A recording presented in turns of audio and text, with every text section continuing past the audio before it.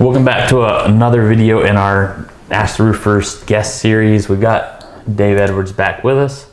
Last time you talked about sellers, what they can do to, prep for the sell, prep to have buyers see their homes. I want to ask today, kind of on the buyer side, when a buyer's going in, looking at a house, typically, I'm guessing on some of this because I'm not in your industry, but most buyers, they're not experts at buying because they've bought one house, two houses, maybe three houses in their lifetime. You see houses day in, day out all the time. So you have a larger knowledge set than I would if I bought one house. Yes. So, well, I take that back. I bought one house that I've lived in. I bought other houses as properties, but somebody coming in to buy a home, they don't know a lot of things. They don't have the insight that you do. What would you tell people that are looking for houses to either how to prep beforehand to set themselves up so they're only looking at the right houses, how to communicate to their agent, or how to prep for looking at the houses they've selected? Kind of. My preferred process in working with buyers is to sit them down at the table together, and much like we are right now. Yep. And I like to work with them with the computer system and say, okay, let's go through what is your budget? What are your priorities? Is commute a problem? Is that a challenge? Is it important to you? Because in Charlotte, that's a big deal. That is becoming an increasingly larger deal. Now, I come from Washington, D.C., where, relatively speaking, but a tough commute is a tough commute regardless. Yeah, relatively speaking, it's nothing, but for us, it's those are things that need to be determined. Is this important or not? Proximity to shopping, schools, all of those things are important, and that will help narrow down. So the process of looking for a home is one of narrowing down. Price, location, amenities, things of that nature. Yep. Then you start looking through the computer at what that leaves you from the types of homes that are available on the market. It is a seller's market. So what does that mean? It means there's less homes available. That means that the type of offer that you may want to make is going to be different than what it was maybe 5-6 years ago. So that understanding of the market specific to a neighborhood. So there are hot neighborhoods and there are not so hot neighborhoods. In Charlotte, we're averaging around 98% of the list price, maybe 99% now Charlotte-wide. Wow. But before we move too quick, for people that don't necessarily know, and kind of for my information too, all seller's market means is there's more potential buyers than there are houses available, right? That's correct. So you have 20 people competing over 3 houses. You can't cherry pick as much in that scenario. And you'll find that when you get into a particular neighborhood that's especially hot, as we call it, you might have yourself competing against 4 or 5 other offers. So the strategy, understanding the market, then having a conversation about strategy. How do you approach that? What are the techniques to be competitive? Those are all things that we discuss and make sure that you are prepared, both with the items that are needed, like pre-approval with a lender, like the amount of offer that you want to put on the table, and you're prepared to accept that to get the house that you want. So it starts with education, and then we go through the process of actually looking at the homes, and there's an educational process there. What are you getting for the dollar that you are spending? That's very, very important. So not every house is equal. A neighborhood commands a higher level of price than another neighborhood.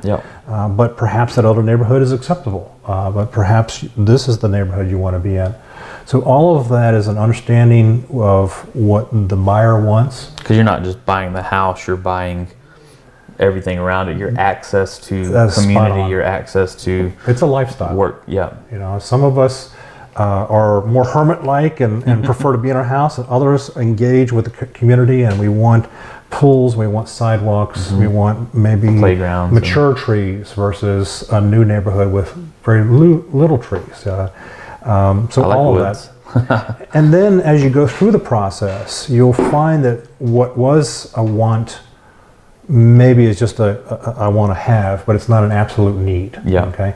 And so that's part of the process and the reorganizing of your priorities as you go through that. And you'll find that some buyers, I've been there, you've been there, we begin to change our priorities as we begin to see A, what's available to us, and B, what's not available to us. So, and that's part of the learning process. Do you see a lot of people, like, when I'm going to buy something, whether it's equipment or a car or a truck or a house, and there's a lot of times I'll have a handful of non-negotiables, like it has to hit X, Y, Z, and then the rest of it's like, all right, this would be nice. It's not, hey, I have to have, but this would be nice priority 1, this would be nice priority 2. Is that a tactic you use with your people? I mean, that's what I like and what I use. Absolutely. I don't know if anybody else. Absolutely. You know, my conversation would go something like this. What are your must-haves? Yeah. Tell me what your absolute must-haves are. And it's often not the house. Oh yeah. It's the lifestyle. It's the schools. If you've got children, we only raise them once in this world, so you want to make sure the schools It's hard enough as is, yeah. are acceptable. The lifestyle, you know, if you've got children, or if you want to have access to amenities like a pool, community pool, clubhouse, or you want to be near shopping, those are things that are non-negotiable, perhaps. Yep. And then it's just simply a matter of refining the type of house within those neighborhoods that fit those criteria that we find. Makes sense. Makes sense. What would you tell a buyer, and I'm trying to plug myself here a little bit, really not, and we talked about this a little bit in our last video. We talk about this a lot. Going in, obviously, you have a home inspector that's supposed to be on the buyer's side. Sure. More on the mortgage company side than anyone. But who else would you have? We always tell them bring a roofer as well, because they never get on the roof. So whether on the seller side or the buyer side, and we've actually been on a few occasions where we were on both, and we were able to come in because we were on one side before the other and be like, oh, here's what we found. It's simple, and it made the transaction very easy. But I know that, hey, you need to bring a roofer. Who else? Is there another trade or another type of inspector, another consultant you would bring in that process to safeguard the buyer? Sure. A lot of it depends on where the house is, what type of house it is, what age it is. So for instance, if it's an older home, we want to have it thoroughly inspected. The roof is absolutely paramount. It is the most important system that a house has to offer you, which is protection from the elements. I appreciate that tag. So, you know, an inspector, 99% of them, and I believe you said earlier, and I agree with it, I've only known one inspector that actually gets on the roof. So they're looking at it from the ground. So that means that systems within the system, the boots, the little rubber gaskets around the vents, you can't see that those things are deteriorating. A roofer getting up there has the expertise and a closer visual inspection of that to make sure that that is not going to be creating a leak, you know, anytime in the near future, which is important to the buyer, obviously. So then the inspector is going to go in and they're going to check your mechanicals and they're going to check the structural. The other important inspection, often required by the lender, is in fact a pest inspection, and what we're really looking for there is termites or any other type of wood destroying insect, beetles for example, are another common occurrence. So if you have that, it's not the end of the world. You know, everything is fixable, and so then we just need to make sure that as a negotiation, and this is what we call the second round of negotiation, is that we present those requests. So if you find some issues with the boots on a roof or some shingles that need repair, we're going to present that as a request to the seller to have that addressed before we move forward with the contract. And that's what a buyer's agent does on behalf of the buyer. Yep. And that safeguards the buyer again. And we're always talking about how we watch out for the best interest of our clients. I would plug something else with that, and correct me if I'm wrong. I think I'm right though.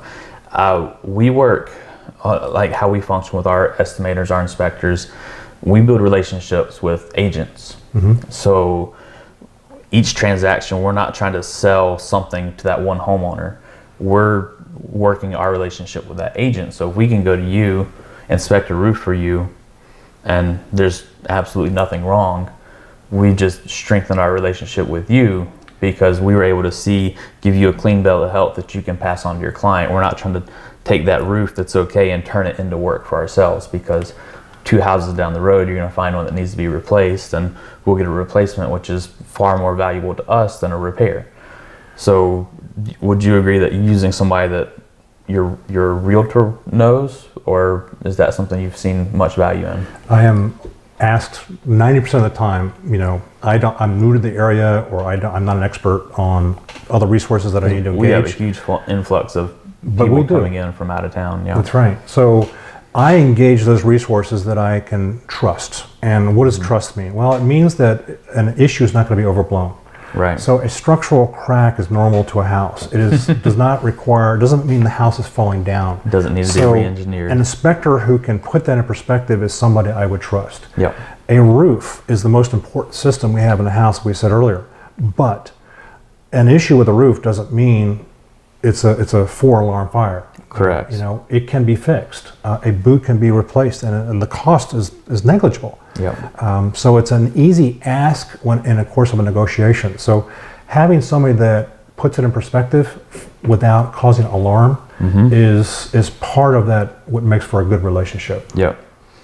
Yeah, I agree. We partnered with a lot of different real estate agents for exactly that reason, because the realtor knows that they're not getting information based on the benefit of the roofer. They're getting information based on facts. Yes. And we looked at dozens of homes, and our guys have looked at dozens of homes that are like, hey, you're good, you're fine.